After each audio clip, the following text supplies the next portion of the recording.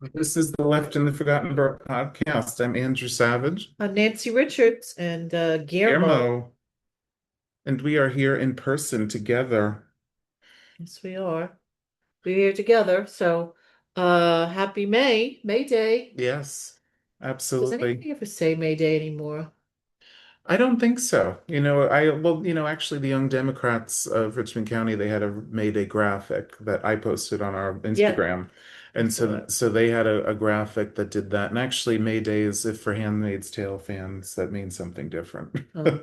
It's like a fight in Gilead. Well, Maybe May it's a Day resistance group. is the day of the worker. I thought, with Mandami in office that we might have like, dancing around the maypoles again and like fifth grade. Like they stopped doing that when I was like in elementary school, but we used to have big May Day celebrations in school. Not that we were like here's the thing of the worker, but yeah, but we don't really celebrate the worker. So happy May Day, everyone. Yeah, And here's to the worker. absolutely. And the working class and actually, They're uh, taking a beating. yeah, for sure. I don't know, we had a funny little Met Gala photo on our social media, but and I usually like to see the outfits That and was funny. memes. Yes, yes, I do. I love the Met Gala because aside from, the celebrityness of it, like for us working at the High School of Art and Design, I've really kind of has a fondness as fashion as artwork, and it really is. So I find that the Met Gala really, a lot of it's is very, interesting artwork that what people wear. But with the Jeff Bezos and the Lauren Sanchez. Lauren Sanchez, kind of Yeah. lost. And I read today in Vanity Fair that there was such a backlash that Anna Wintour was kind of scrambling, and the fact that she is scrambling kind of seems a little odd, you know. Well, yeah, well, because you see, Andrea Andy is the one that usually does the Yeah, scrambling, yes, and so Miranda's usually like the one. Well, if you can't even get that, then don't even bother coming back. yeah. But I also think this year just the Met Gala just hit differently for the wrong reasons. Well, that's the thing. Yeah. So Anna Wintour was kind of taken aback by the backlash from it. And you know what? If for like a nanosecond, I kind of felt, but then I was like, no, you're Anna Wintour. You should know this. You're gonna invite these types of people, Yeah. then you should expect that type of backlash. Well, and I was really proud of Staten Island native Chris Smalls, who was an Amazon union Yeah. organizer. And he created a video that was projected across the street from the Met Gala, basically calling out Jeff Bezos for his union busting and for his mistreatment of workers. And he was there in person with a few Yeah. other protesters who were violently taken down and were dragged off from the Met Gala. And I think Love to have him on our show. we would love that. If If any, anyone can make that happen, yeah, please do. let us know. We would love to talk to him about any number of things. But I was this in particular I thought was really outstanding and a really good representation of Staten Island. That's not something we often see. Yes, so kudos to Yeah. Mr. Smalls. Yes, and I think it was really the classic image of the worker versus the elite. Like really, Yeah. that's really what it was. And you know, I guess everything is politicized now, but I think in this case it has to be because it's such a with Jeff Bezos, who not only the issues with his workers and union busting, but also a collaborator of the Trump administration, giving the software that ICE uses to seek out and deport people and paying for that ridiculous Melania documentary. Oh God. I think I we finally need to got call through them it. out. Oh, it's horrible. It's the worst, and they knew it was going to be a flop, but this is the The payout. the vig that they Yeah. give to the dear leader and to Ava Braun. And so so I think that is I think I'm really proud of my fellow Staten Islander Chris Smalls for standing up to the powers that be and really being there and Yes. confronting them directly. Yes. And the meme that you created was great. Oh Thank you. yeah. But I was just saying to Andrew, I was like, we couldn't get better outfits though. So I didn't decide it. It was ChatGPT. yeah, well, Chat GPT couldn't give us. Is that is that the outfit it sees me in when it hears my name? I thought I had a little bit more fashion sense, but I kind of looked like a look. I just went into my closet and pulled out my 90s black dress. Well, I kind of looked like, I don't want to say like P. Diddy or something like from the 90s, Yes, it was very 90s, like it was. catchy. Yes, so I was like, oh, come on, like, could have give you a little Tom Ford or who's the guy who wears the kilts? Tom, John Tom, Yeah. something like that. So, all right, you go down.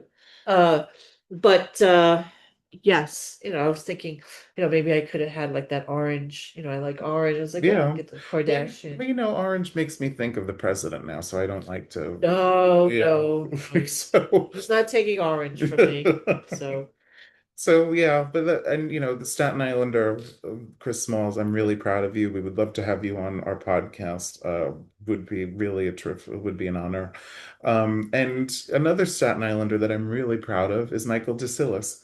Michael DeSillis fought through petition signature challenges, um, and he is, after a brief few days where he was knocked off the ballot because I think something like 92 signatures, for whatever reason, they're all procedural, they're all, kind of, it's so mind-numbing, the bureaucratic nature of it, but the paperwork stuff was not correct in some way according to the Board of Elections. And so he was knocked off the ballot for a few days, and we were left without a candidate to run against Nicole Malliotakis, which I think is a real embarrassment and a real stain on the party, no matter what they say. And Mike challenged that decision, Uh-huh. and he won. Yes. And something notable, though, about that case is that it was based on an objection that a official from the former Ziogas campaign made to certain signatures. And interestingly enough, uh, we saw a lawyer enter the chat. And it's a lawyer by the name of uh, Robert E. Brown.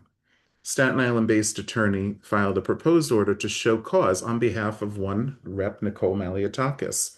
Uh, and Brown claimed that the Congress member had a vested interest in the case and should be allowed to intervene. If agreed upon, the order would have allowed Malliotakis to challenge the signatures herself and potentially proceed in the election unopposed. Later that day, oh no, it gets better. Later that day, the judge ruled that Malliotakis was not a proper party to the case, so in other words, she has no standing. Besides being untimely, the proposed intervener is not a proper party for this case. Any proposed party must be an aggrieved candidate or a person who shall have filed the objections at the Board of Elections. And so when she is on TV now, Nicole Malliotakis, saying how unfair it is that Governor Hochul potentially in 2 years wants to redistrict her seat. Because Just of the Supreme Court case yeah, that has happened where um we're they've not ret nullified the Voting Rights Act essentially. When she's on TV complaining about that, and she has been, she's been on Newsmax, she's been on Fox News, the usual places, the usual propaganda outlets. When she's on TV, just know that her lawyer filed a motion to knock her opponent off the ballot so she can run in an election unopposed. She wanted to run unopposed. And so when she tells you that the Democrats are rigging things, when she tells you that they're out to get her and that they're rigging things, she wanted to run in this election unopposed. well, she wants to do a lot of things unopposed. Like she doesn't want to hold a town hall meeting. She's not once at any Malliotakis Mondays have come out and to address or publicly have addressed what people have, been upset about with her. And she doesn't want anything opposed. She only wants things that look favorable for her. Um, but meanwhile, she represents Staten Island. And in regards to people who are in front of her office with issues that she's fighting, like she just she's a rubber stamp for Donald Trump as opposed to what the constituents need here on Staten Island. And to be a voice for her representatives. And she's only a voice for the MAGA. And I think people are beginning to realize that. So therefore, of course, she wants to be unopposed. She doesn't like to face anything. No. And, I think the Democratic Party here in Staten Island, and I know technically it was a Ziogas campaign official who made these objections to Mike's signatures, but I think the Democratic Party, whether or not they were a part of that, they have to own the fact that, from the outside looking in, and I know better, I know they weren't doing this, but to a layman, it may look like you're collaborating with her to keep this seat in her hands because she is joining a motion to knock her potential opponent off the ballot. Yeah. And this could have really gone a different way for us. And now, just to be clear, Allison Ziogas had more than enough signatures to be on the ballot in June for the primary, and she will be, but she's not running an active campaign. And Mike DeSillis is running an active campaign. He will be our nominee, and he should be our So nominee. let's focus on Let's his let's campaign and focus. Yeah, on what he's about and why you should be voting for him and as opposed to Nicole. Because we have to, I think the next step here is not to harbor on what the party did wrong, um, or the fact that Nicole is setting up a lawsuit. The fact is, how do we beat Nicole now? Because Mike is running and he has a good message. So let's get him on.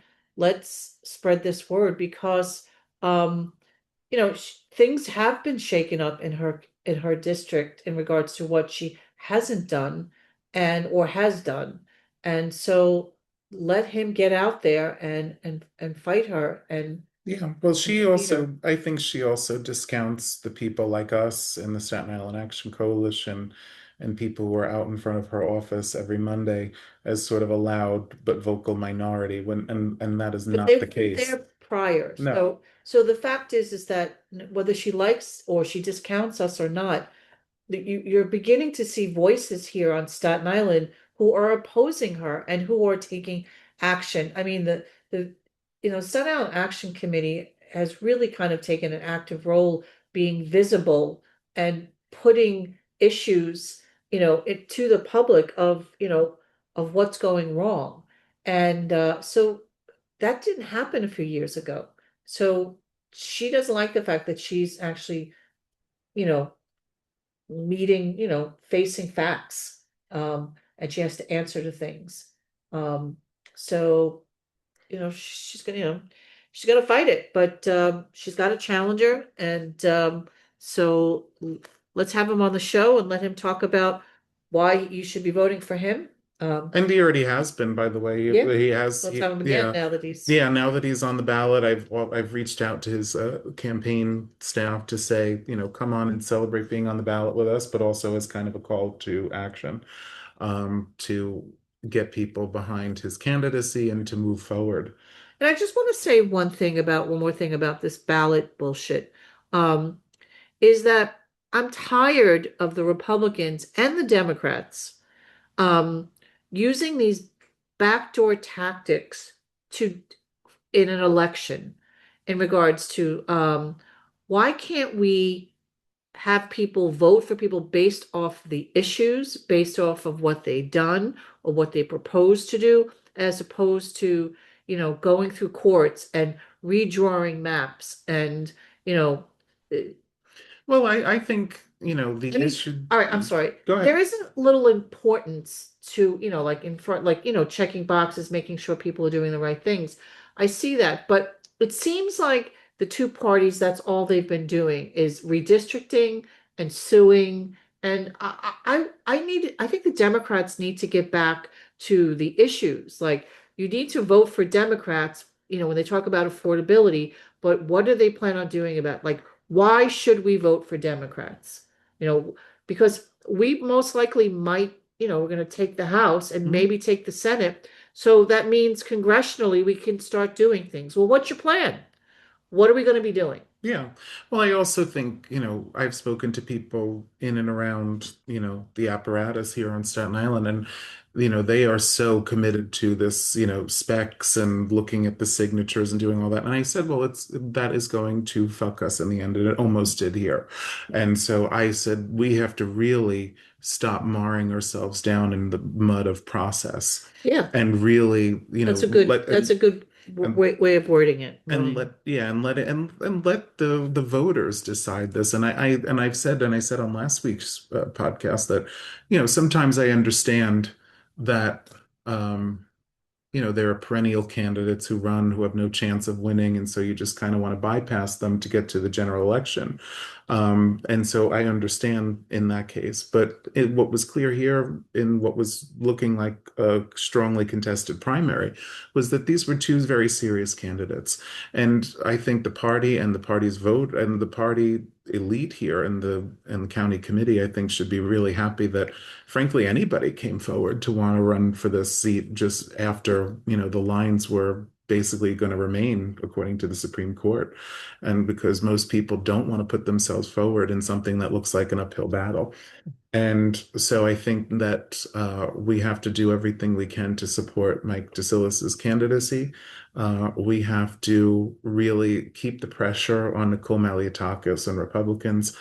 The What do you wind, the wind what is do at our you back. what would you like to see Mike put forward? Like what kind of message what kind of message as a voter Mhm. are you looking for in a candidate? Well, I actually spoke to him about it when he was on the show. I want to know that, he is not going to be swayed by special interests the way that Nicole Maliotakis has. She is proudly a big supporter of AIPAC, which has been a driving force in getting us into war with Iran.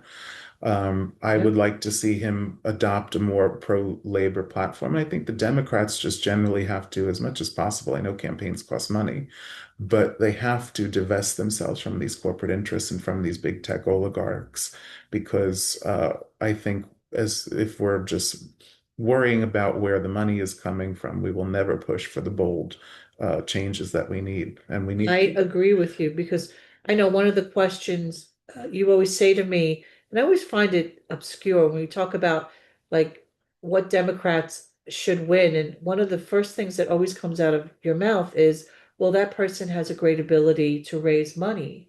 Yeah, And sometimes they do, and again, like I said, I understand it's necessary at times to do that, and you don't want somebody who can't compete on that level, but I think also what if it's somebody with a real yeah, message and grassroots fundraising, yeah. that kind of thing. And so and I know that different districts have different things that appeal to those voters.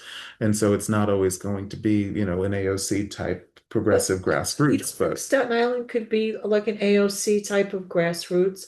I think there's a lot of hard, I think there's a lot of people on this island who feel they're just not heard. What hence our podcast name, yeah, Forgotten. yeah. And I think that sometimes a blanket message is just kind I think we need to be heard. And I think you can get that from a grassroots candidate.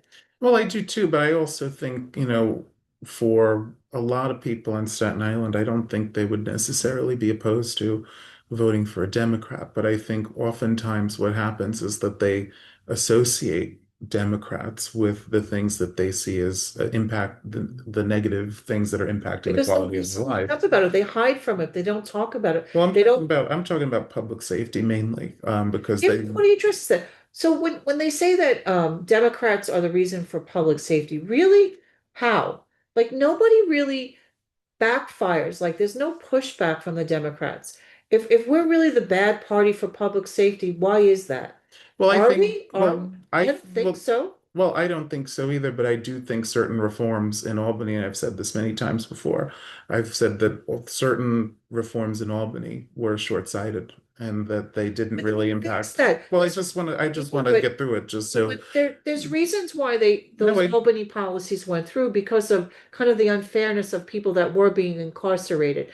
But those laws did have some backlash and they were pushed through and they needed to reform them. well, they do, and I And think I think why can't that's. Democrats do that? Well, Like they're trying to, but the problem is that oftentimes, and when Jessica was on this podcast a few summers ago, she said it's very difficult to create crimes in Albany. There's a contingent in Albany among the progressives mainly who are very resistant to changing it. And there are certain fixes that I think would be really because it good. probably doesn't address what they were originally wanting in the first place. Well, here's what I think would, and the DA, Mike McMahon, actually did a really good op-ed about this not long ago. Giving back judicial discretion to judges. Oftentimes, judges' hands are tied as it relates to this new bail We reform. talked about that. Yeah. Yeah. And so I think Democratic voters see, those kind of excesses on the left as a noose around the Democrats' neck, and they won't support them. And I think oftentimes, I think what Mike has to do as a congressional But you know, candidate, just a okay, moment, what Mike has to do is he has to blend progressive economics, things that really help people. Taxing the rich is really important. Um, Backing much stronger labor laws federally. It's been decimated over decades now. yeah. Um, Really getting money out of politics through overturning Citizens United, about supporting the PRO Act. Uh, Isn't there another case coming on? There's another campaign finance case. oh, I'm sure. And as long as this court remains the way it is, as far as its makeup, I don't think that'll change. But I think a Democratic Congress could pass a law to say, there are these certain limits, and if they want to strike it down, let Let them. them, Yeah. but do, but, well, And that's my summary just of my what but Mike what has you to do. just said are ideas that are great ideas that I don't hear our leadership really talking about. Yeah, you said Mike McMahon posted something in an op-ed. How many Staten Islanders read the op-ed who are not politically active? You know what I mean? Like, if if we're gonna like teach, like talk about it more in regards to you know, what certain things we can change to help that, as opposed to saying, that law is just, making criminals, reoffend, and it's creating a I revolving mean, well, door. yeah, I And it definitely is, agree. but there's nothing being said, the reasons of why these laws were created in the first place. And it reminds me of, like, when we have something happening at school and the parents come in and they start screaming and yelling, and we just back down to them because nobody wants a screaming parent. And though there is some validity to why they're upset, we never sit down to talk about the actual what's going on. Like, there's no conversation, We're like, okay, all right, all right, all right. I don't want to deal with the screaming parent. And they just, Well, what Nicole does really well is she and social media has helped her with this, is it has to be either this or that. Two things can actually be true at the and same but we time. don't combat that. Yeah, And we well, need, two things can be true at the same time, and oftentimes the ecosystem on social media makes it difficult to do that because it's very good at sorting. And so I would say, you could absolutely honor people's rights. You can absolutely not want people to be detained indefinitely.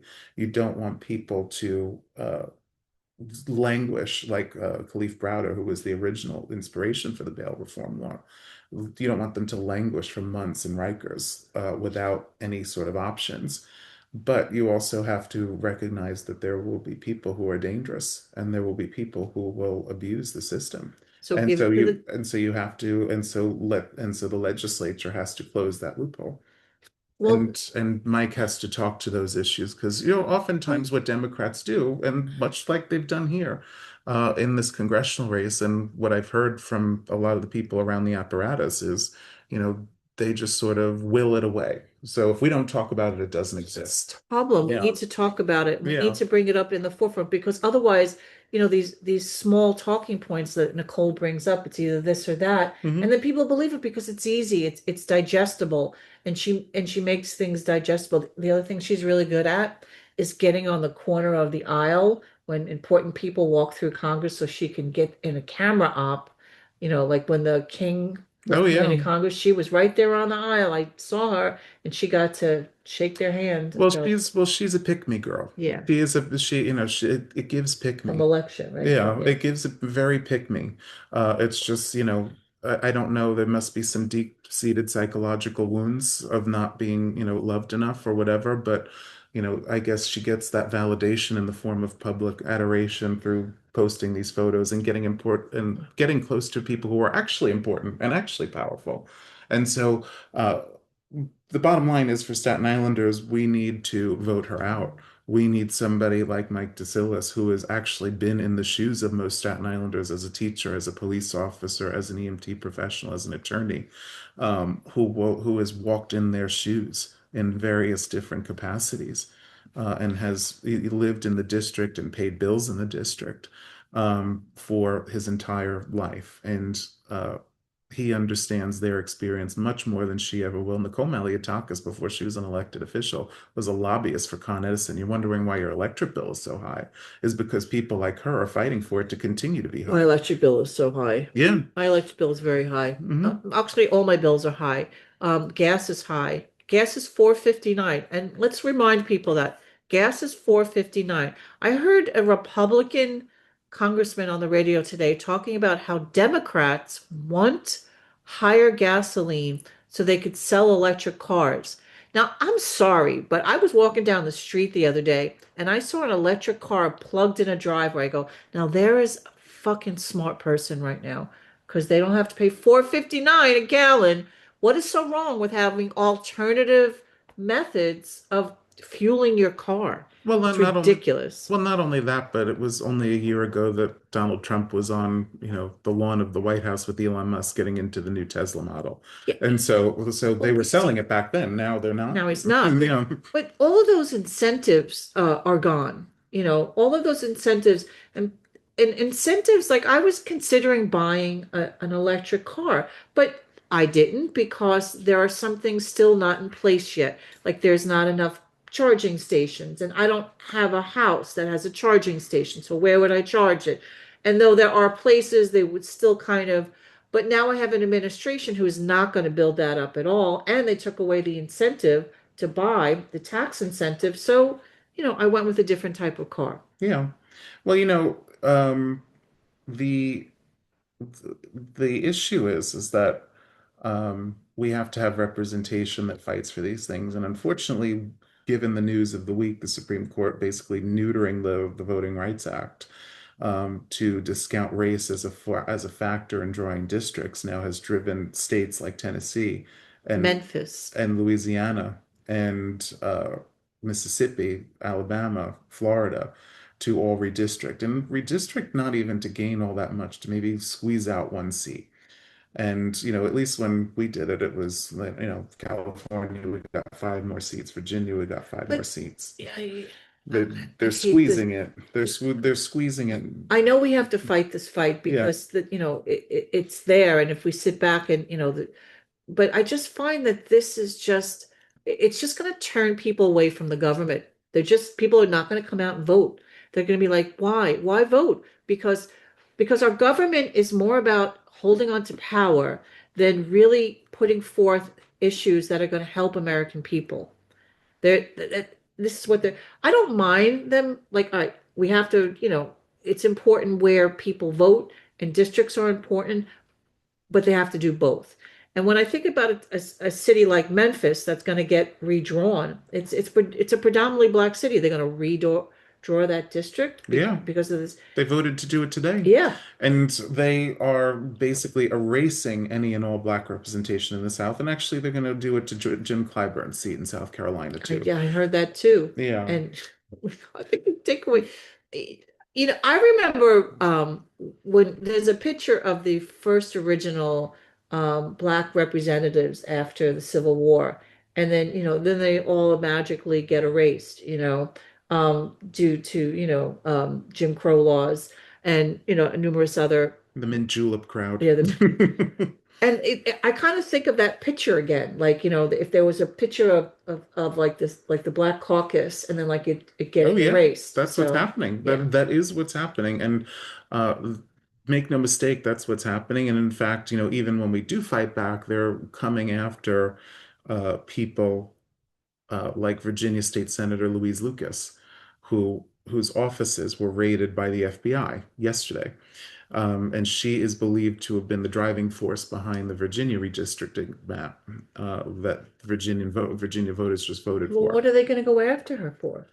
Oh, they're making up some bullshit about corruption and this and that, but Like She, Cash Patel. well, I was surprised. I was like, oh, he was awake, he was sober, he was not hungover enough to order His this case search. isn't going very well. I don't Yeah. think it's getting very far. Well, I just wonder because a judge has to sign off on warrants. Like, what fucking judge is signing off on these warrants? Because, like, you have to know, unless you're Lee one Pirro. of Judge Boxelwine. Yeah. But she's the one who's prosecuting. But or maybe Eileen Cannon, the one who threw out the case against Trump about the classified documents. Um, Unless you're really a hack, you have to know that a lot of these are bullshit. All of them are bullshit.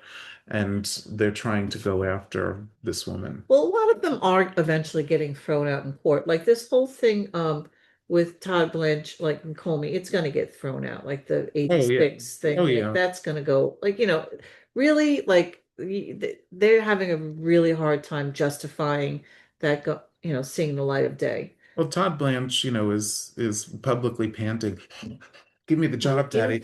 he really wants the job because when he leaves, he's gonna get disbarred.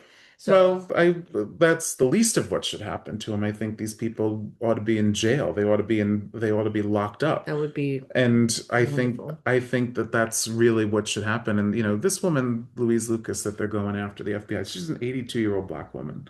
They're going after, and we know how much Donald Trump loves when black women stand up to him. I'm thinking now it's Louise Lucas, but was Fonnie Willis to Letitia James, Lisa Cook, the Fed board governor, who the Supreme Court is very likely going to side with, and she'll be able to stay on as a Fed board governor. And so there's clearly some racism involved in this. In Donald Trump's Yeah. world? Oh, Oh, yeah. yes, of course. Yeah. So I expect nothing, less from Donald Trump in regards to his racism. But, I mean, I don't know what my point was going to be, but just with the going back to the districting, this is kind of where this Mhm. conversation started from.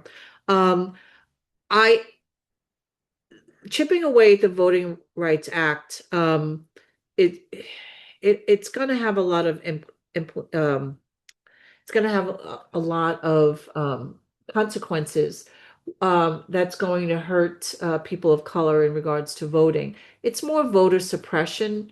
We're going back to voter suppression as opposed to voter integrity, as they kind of name it, voter and Well, everything they do and say about elections is projection. So they accuse us of fraud. They're always the ones that have been found to have engaged in some fuckery around elections. They are the ones who are saying, well, you're suppressing the vote, or you're doing this or that. No, you're the ones who are doing that. And it's always projection. It is always always to deflect attention away from the well, fact that they're doing these things. I I understand we have to play these dirty games like this back and forth with the redistricting, and Hochul's now going to do it because she's got to fight back Yeah. because she's states have to it's power. I understand it's power, but we have to also add power plus issues. It's like a detergent. It's like and color guard added, like when you have OxyClean added into your dishwashing detergent, you have to also have to add like stain fighting boosts. I don't know, I'm just saying. No, I know the analogy. Yeah. But Mhm. like yes, we have to fight, the power struggle, but we also have to, the punch is these are the issues. If we are in power, this is what's gonna happen. Not it just can't be about we need to be in power. We need to be in power because oh look, I just made a Hoffman sentence. Well, So the Hochul is talking now with Jeffries about how to do this, and the soonest this could be done is 2028, just because of it's enshrined in our state constitution, actually, how the redistricting process happens. And uh, it's important to note that the measures that were passed by Democrats to balance out the redistricting that's happening across the South and elsewhere, uh, Proposition 50, which was the California redistricting proposition, that is only temporary. That's only going to be until I think 2030, and then they go back to the drawing board on districting, and hopefully things kind of calm down as far as the by temperature. 2030, I hope Yeah. so. And Virginia is also, I think Virginia also, I think goes until for them, I think it's 2030 or also maybe 2032. So theirs is also temporary. There's no evidence that these southern redistricts are ever going to go back, and I don't think they will unless they're forced to by a future Supreme Court or by a future administration. But that's the history of the South. The Yeah. South doesn't easily move, or, the South is always going to be not it's the stubborn South, Hmm. Um, but I feel that if we add this, we need to start talking about issues. We need to start, they talk about affordability. So what are they going to do with affordability? Um, I know it's very easy to point out, are we better off than we were, a few years ago? No, we're not better off. Gas prices are up. We're paying more money, people, wages, We're at war. we're at war. We're at war. No, technically we're not at war. It's a Because skirmish. every day Yeah, it's a it's a new new thing. it's a Yeah. new thing. So, but the fact is we're not better off. So if we put Democrats in office, what will they be doing? Because I'm afraid, and as much as I want to go after and put Donald and impeach Donald Trump and want to see him, be accountable for how he's destroyed this country and the rest of the world. I'm afraid that if we just do that, we're going to lose people, and then they're just, we have to also put forth ideas. You mentioned before we came on, like making it more of an FDR kind of, Yes. and that's why I think you need people like AOC in the wings kind of pushing these progressive ideas. And progressivism isn't a scary thing. I think a lot of these ideas are good, but you know, if we're going to be more the party for labor, well, what are we going to do for labor? You know, besides raise the minimum wage, what about the people who have solid labor jobs? Like how are we going to protect those solid jobs? Like our pension systems. You and I, we work in a pension system. How many other people in this country have that, you That's know, security. Yeah. security? The only retirement they have is, hopefully Social Security. Well, unless Hopefully they you'll fuck with it. Yeah. but we have a pension, we get Social Security, and we have an ability to also to save and put something into a 401. And not everybody has that. And you and I are not wealthy people, but there is some sort of security knowing that, all right, I may not be rich when I retire, but I'm going to be okay. And how many people can say that? My mother couldn't say that. My mother worked till the day she died. And, she robbed Peter to pay Paul. I still do that, but there's a lot of people in this country. And I think if they heard how the Democrats were going to help with that type of affordability, people buying their first homes. How are you going to help them keep their first homes? Well, I also think too, um, it's kind of a long point, but just I think we have to remind people that historically, Republicans have wrecked the economy, started stupid wars, and then Democrats have had to come in and clean it up. True. And going back to Herbert Hoover, destroyed the economy, Great Depression. Franklin Delano Roosevelt has to clean it up, but also builds a really strong And program he had for a New struggle Deal. with it too. Yeah, The Supreme Court, yeah. And so we do that then. A little bit more recently, Bill Clinton was the only president with a budget surplus, and things were going very well economically. After Republicans for 12 years wrecked things. Uh, George Bush destroyed the economy, George W. Bush, and then Barack Obama cleaned it up. Donald Trump wrecked Barack Obama's economy, and Joe Biden well, had to he had pick the it up. greatest economy ever. Well, that wasn't his, it was Yeah. Barack Mhm. Obama's, and he destroyed it with a pandemic that he failed miserably to manage. And Joe Biden led us through a soft landing, uh, really, despite things being fragile and things not getting back to a place where things are affordable, was really a good landing after the But he was pandemic, which gives, building, yeah, he was building a foundation which was getting us off, which was helping us. And yeah. this country has got warped into this get rich quick. And you can get rich quick, but it only lasts for so long. And it's not a foundation and it's going to crumble. And that's the whole thing with Trump. He's a grifter. He knows how to steal. And that's what he does. He makes money, he claims bankruptcy, he doesn't pay people. He's a grifter and he's running the country like this. And some people think that that's okay, but it's not okay. And then people walk around and go, "Well, he's a businessman." He's a horrible businessman. Well, he wasn't even a businessman. He played one on television. He played one And on that top. was real, and that was really what it was. You know, you got fooled for the act. And Exactly. you got fooled by the act. It was just an act. He was never this good at business. He was shitty at business. He didn't speak to half his family because he was so terrible at business. Well, And as far as the Democrats are concerned, I think building an FDR style movement that has those principles, that gets money out of politics, that puts people's economic needs first. unfortunately, Those, we've become a society where if you don't fix it right away, um, people don't like it. Like no, they become impatient, and especially, we work with kids. Look how impatient kids have become if you don't, you don't switch the course, in a matter of minutes. They can only, listen for a certain amount of time, and then before they're not engaged. And so it seems that that's happened to this country. So the Democrats have to really be well, they have more to. smarter and cunning. And Well, um, they also need to really work on their whip, message. well, that, and they also need to whip those votes in both houses because I can see right now, if we take back the Senate, John fucking Fetterman is going to make life miserable for the next 2 years. And so we need somebody who's going to whip those votes. Chuck, sorry, you have to go, Schumer.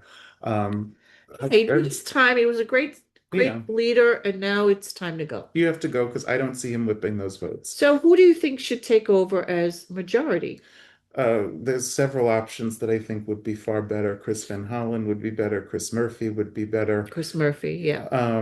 I think Brian Schatz of Hawaii would be much better. Any of them would be better. Chuck Schumer is not the man of the moment. He's terrible with messaging. He's terrible with technology. He famously still carries a flip phone. And we need somebody who will actually whip those votes. Nancy Pelosi, whatever people thought of her politics and what she did or this or that, whipped those votes, whipped them, and whipped it good like the song. And I think in the House we need that too, because Hakeem Jeffries, like, how do you have five Democrats after Renee Good and Alex Preddy are shot? How do you have five Democrats, Henry Queller and Tom Suozzi and others? How do you have them vote to still fund ICE after that and not whip those votes? And that's part of the problem. You just need unified messaging. And so if you have to whip it, if you have to threaten funding in those people's districts to do it, you better. And Absolutely. you better.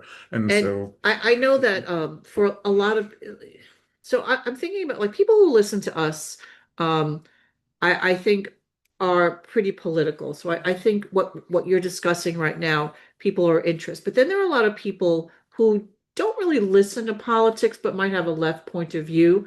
Um, in regards to they may not understand the importance of kind of this back, like the redistricting, whipping, what is whipping? Is it like making whipped cream? Well, it's kind of, convincing, your membership to vote in a certain way. And that's why I think, in regards to what is going to be the message for Democrats, and it has to be a good one. It can't be like a lame one, like affordability. What the hell does that mean? You know, well, afford being able to afford the groceries, afford gas, not engaging in wars that but will if actually but if make things more expensive. prices don't come down immediately, like what kind of relief will you give? Like something that I like that's going to happen in New York in regards to who's going to pay for certain things. I like this tier tax on the wealthy who have second homes in New York. All right. And I like that because people are like, oh, you can't tax the rich because they bring in blah, blah, blah. Yeah, but you can tax them on their second home. I don't think they're getting a lot of sympathy No, for their second home. And they don't even live in New York. They have a place in Park Avenue, but they live in, wherever. they live Yeah. in Mar-a-Lago, but they Yeah. have a house on Fifth Avenue. and one of them is Donald Trump, you know? Yes. So I think you can get, and Hochul was talking about that today in regards to she's approving it. I think that's good planning. And I'd Yeah. like to see more stuff like that the Democrats doing. I think that's a great way to because I know tax the rich is just a message that people don't absorb well. And I agree with tax the rich, but people need a little bit more than tax the rich because it's very easy for Nicole Maniatakis to come in and go, well, if you tax the rich, this is going to happen. Well, no, she's upset because she doesn't want John Katzimatidis to be taxed because that's one of her biggest campaign donors. City. And so she doesn't want to tax the rich for that reason. It's all self-interested. That's what it always is with her. But as far as the Democrats go, I think the best thing to do is, from a policy standpoint, go back to the New Deal, go back to the Great Society. And to do that, you divest as much as possible from corporate interests. But you also need new leadership. I actually just got a notification. I'm convinced it listens through the phone. Oh, And it said, it does. yeah, there's a new Axios article that just dropped right now that says the Democratic Civil War is just getting started for Chuck Schumer. And so he is, and in part because his candidate to take on Susan Collins in Maine was Governor Janet Mills. And she dropped out because she wasn't raising the kind of money. She was being outraised and outspent and outpolled by Graham Plattner, who was the more progressive option. And so a lot of people are questioning his judgment now and really questioning whether he should remain leader. We've been saying for a while now that he shouldn't. I listen to John Stewart who makes, he Or puts with the the glasses glasses on the and he nose. does the thing. Look, I love Chuck Schumer. I think he was a great senator for New York. And I don't want to see him go down as like the old man we got to kick out, Mhm. but that's what's happening, I want someone to go like give him like a really good, retirement dinner, like make him feel like he has No, I know. Well, like because he has he's been he's a great majority leader, but the time is to go. It's kind of like Biden, yes, like yes, remember Biden, Chuck Schumer? yeah. Remember how everybody was like, "Oh, he's great, but really it's time to go." Remember Ruth Bader Ginsburg? Yes. Oh my God. Yeah, Yes. yeah. Like, yeah, like I don't, yeah, Ruth Bader Ginsburg. She Well, and just, actually, I just want to take that back to the Staten Island congressional race. I got some feedback from people in and around the Democratic apparatus here that felt that I was being insensitive on the last episode because I suggested that the Democratic Party vet people and vet wait, people as far as their health and abilities are concerned. Because Allison ended up dropping out of the race because of a health issue, and I said, "Well, I find it hard to believe. Wasn't this something that you all asked her about? Because running for office is difficult physically because you're on your feet most of the day. You are engaging with any number of people. There's 6 or 7 events in one day, and so." And so I said, that's not an unfair question, I thought. And especially after Biden, especially after 2024, we want to know that you have the stamina. We want to know that you have the ability. And actually, even past Biden, I mean, look, who are you? What's the skeletons in your closet? yeah, And people everyone has skeletons, but would this be can you survival? withstand them? Yeah, would Can this you be, survive them? yeah, And if one of them, like we don't know the status of why, the medical status of why she left, but you're right. If someone's making a conscious effort to take this on, the Democrats should have yeah. vetted her a little bit. But I personally think I think when I saw her video, I'm like, oh, that's a good video. Like I did she, too. like I was like, I was oh, excited to talk to yeah, her. I was. I was excited to talk to her. I think she was Yeah, shiny object, and yeah, she was a shiny object that came with a nice carpenters union behind her. yes. And so they were like, ooh, I'm serious, like, Yeah, ooh, yeah. like, good in videos and has like big union backing. Oh, but my other thing was, who is she? Like, I've never like, who is she? Like, Well, I was ready and waiting and excited to find out. But my thing was is that, and I was told that this sort of came up suddenly, whatever the health issue was, fine. But my thing was is that yes, you should absolutely be asking those questions from day one. from the jump, because not only, Democrats have this problem not just with Biden, but even after that. Remember Jerry Connolly last year, the guy on the House Oversight Committee? He was the ranking member at first, and then he died Yes. 6 months later.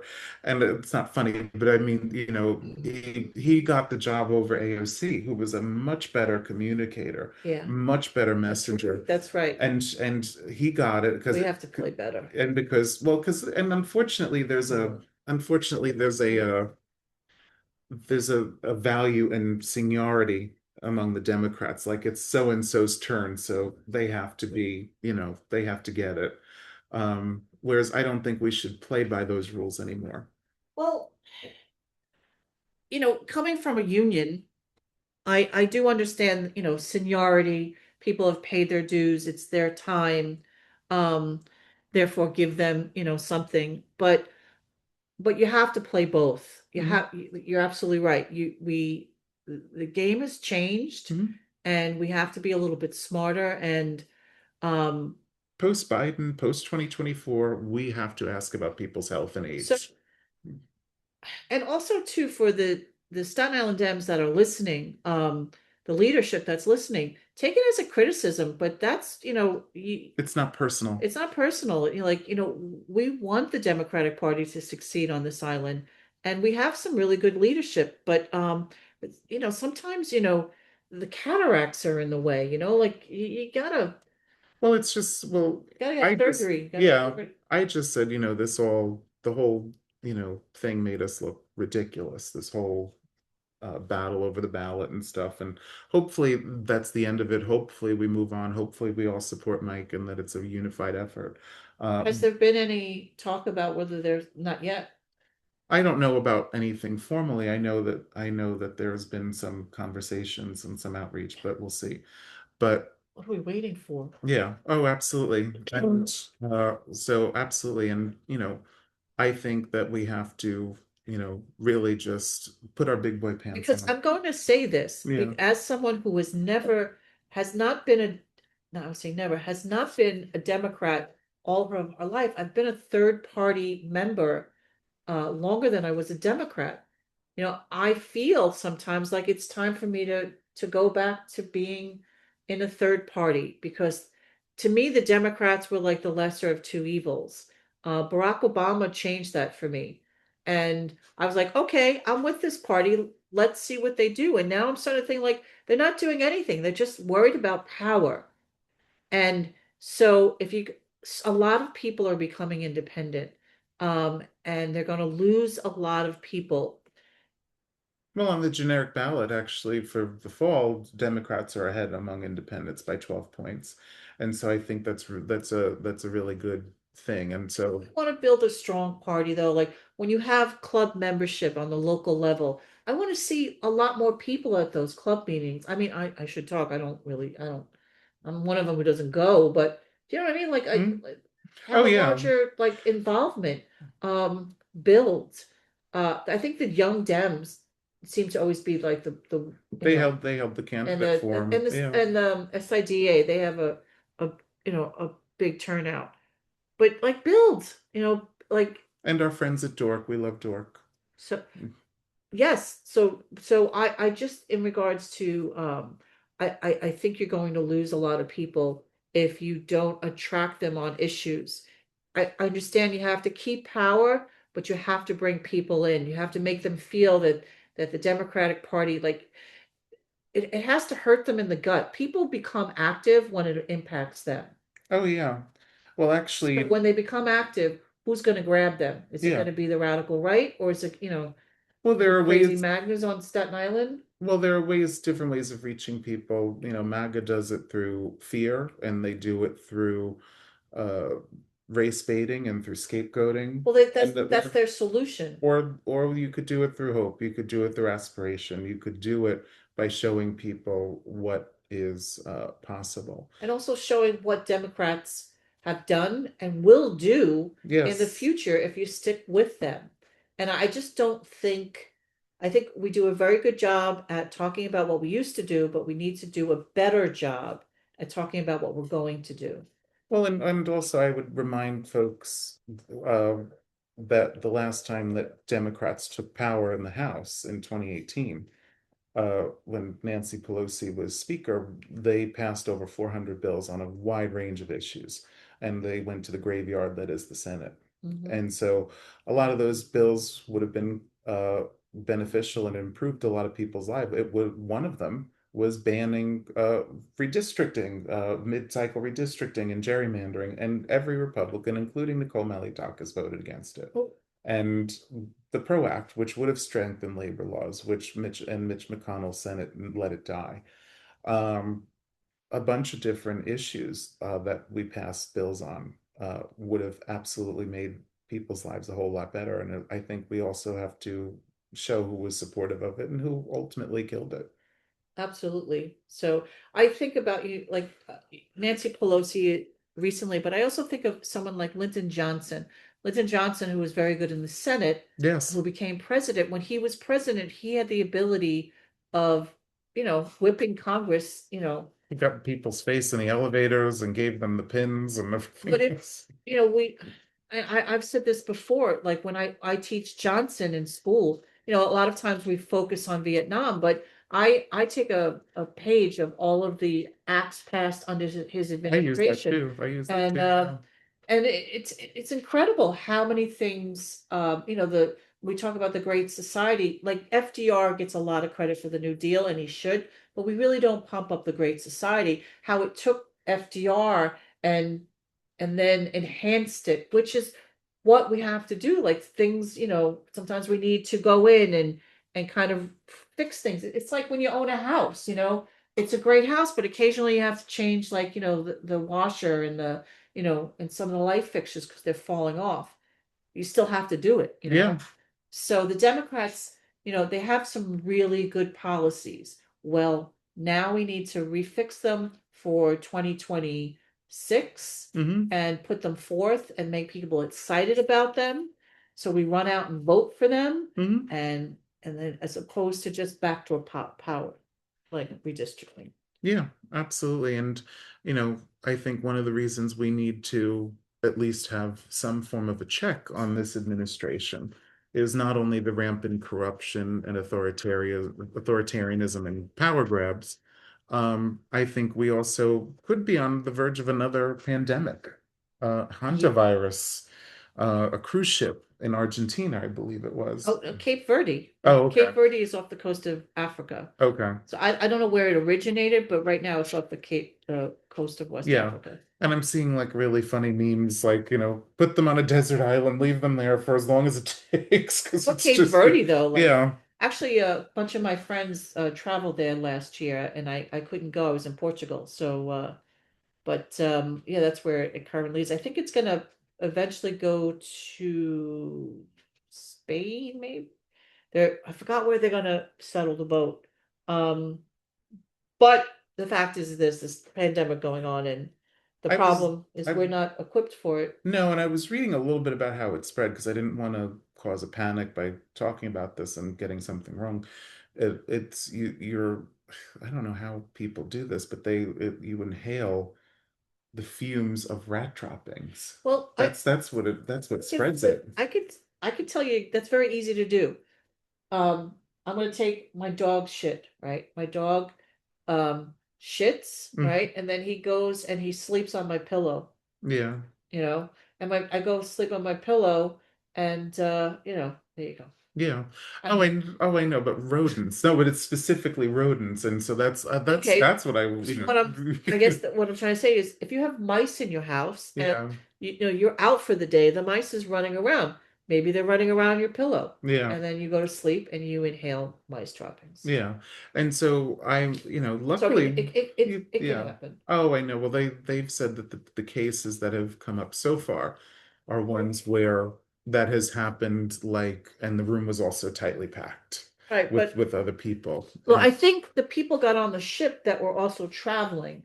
And so when you're traveling and then you get in and then you're in a confined quarters, um, you know, shit spreads and there's literally, no place to go. Yeah, literally, shit spreads. I don't make a literally. joke about that, but Yeah. but that's what it is. And well, luckily, we have just the guy to handle this, a 70-year-old roided up ex-heroin addict who speaks like he's like a skipping record and uh eats roadkill and doesn't believe in And vaccines. is not alarmed the fact that measles Yeah. are making a comeback, not the Yeah. Beatles, the measles. Yeah. So, and the reasons why the measles is making a comeback is in a lot of areas where people are not vaccinated. Yes. And it's not just about getting a rash. There are other implications for having measles.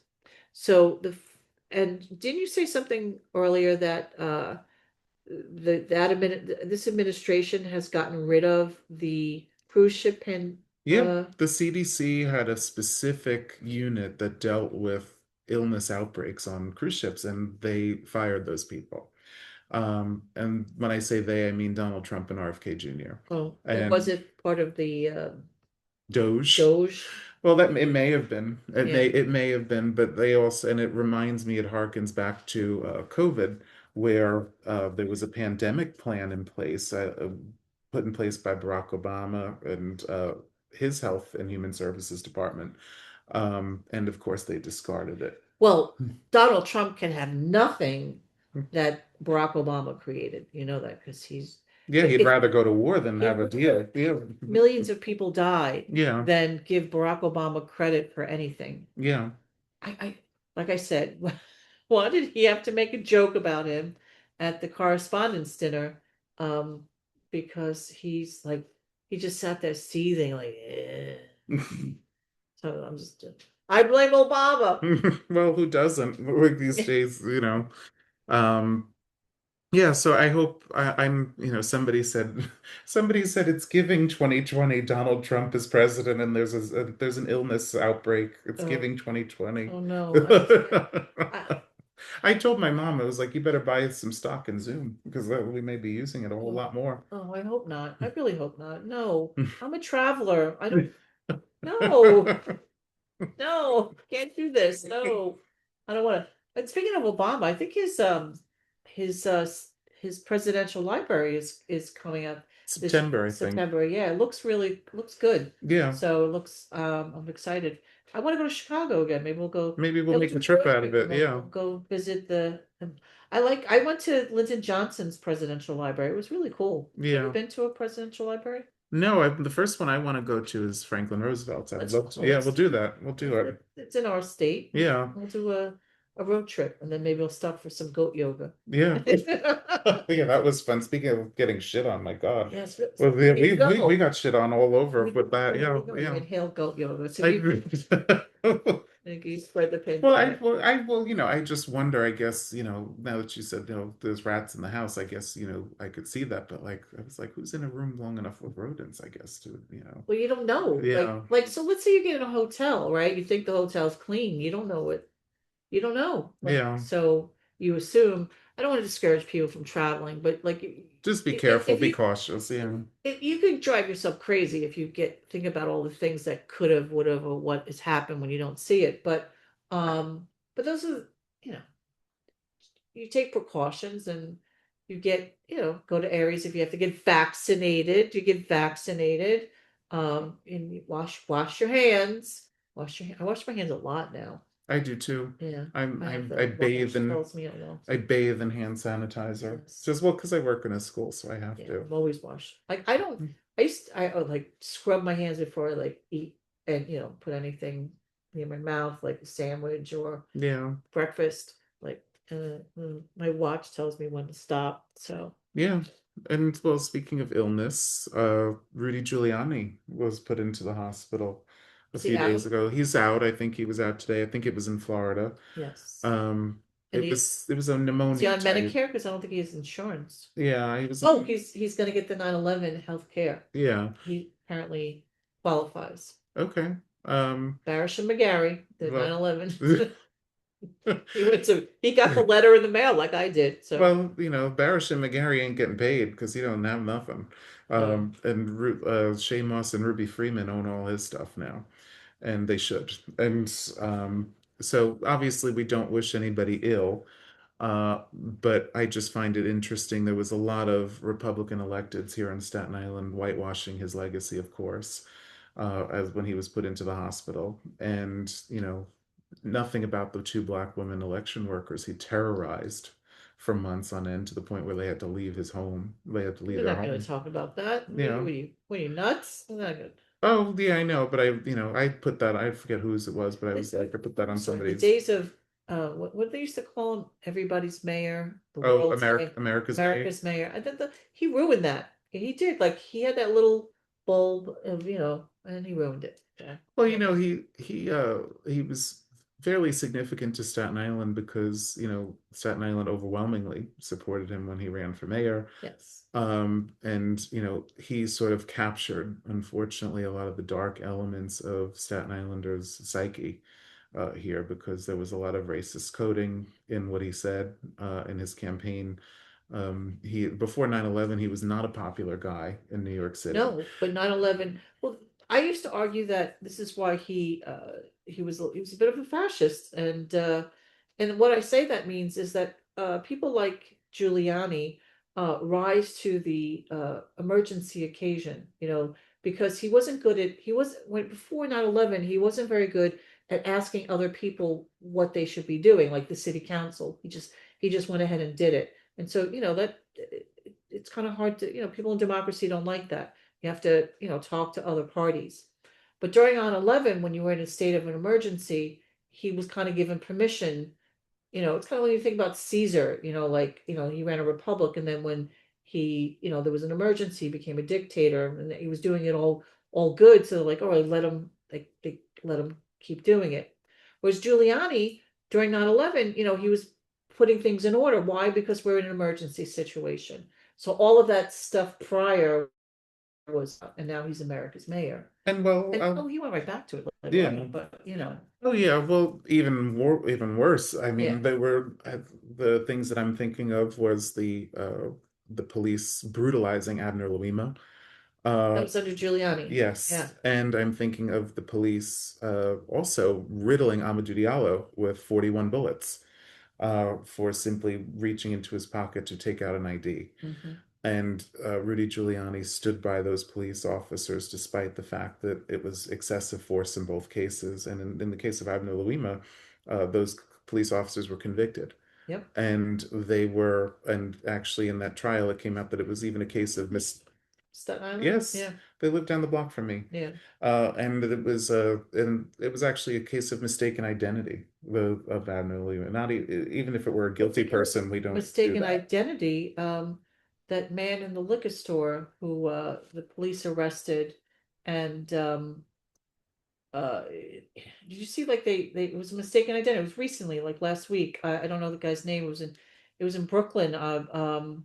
And they grabbed him and like dragged him on the floor over broken glass and his leg.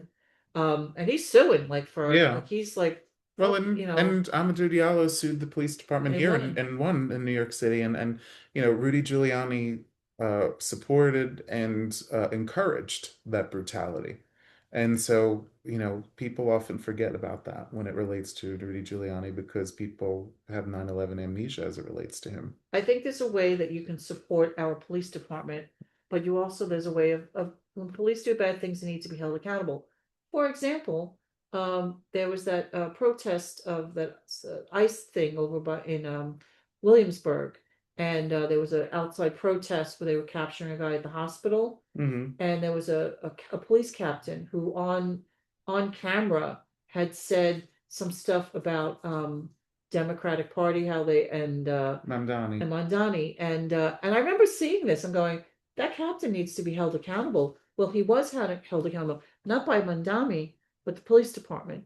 And I was like, good, and that's where I kind of like Tish James. Like, she does support. She does. Jessica Tish, you I mean? mean, Jessica Tish. What did I say? Tish James. Tish Tish James is James. the attorney Yeah, I'm general. sorry. Yes. Wrong So Tish, yeah. wrong Tish. Hmm. So, but she does support her police department, but then there are times where, like, no, that and with What did he say? I don't even remember. I know it was something critical of Mandami. I don't think that somebody should he's like necessarily be he was insignificant, or like, the an fact that embarrassment, he was said. it, and then the Democratic Party was like he made an anti-demo, like something about the On the job? yeah, on the job in uniform on camera. Hmm. And I was like, that's stupid. Yeah. You need to be held accountable.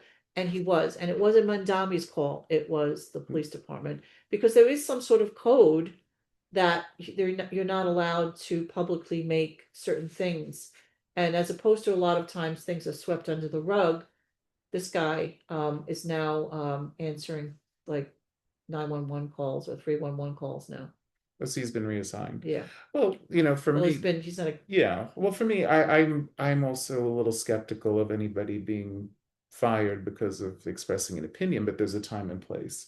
And so I'm offering, of course you have a right to criticize Mamdani or whoever you want. yeah, but not But publicly while you're on the job. yeah, well, and at a protest, when things are already Well, volatile, his job at that time is to, when things are volatile, you don't want to add to it by doing that. it's totally unprofessional. And so like I said, I'm skeptical that anybody should be fired over an opinion, but that's Right. usually, yeah.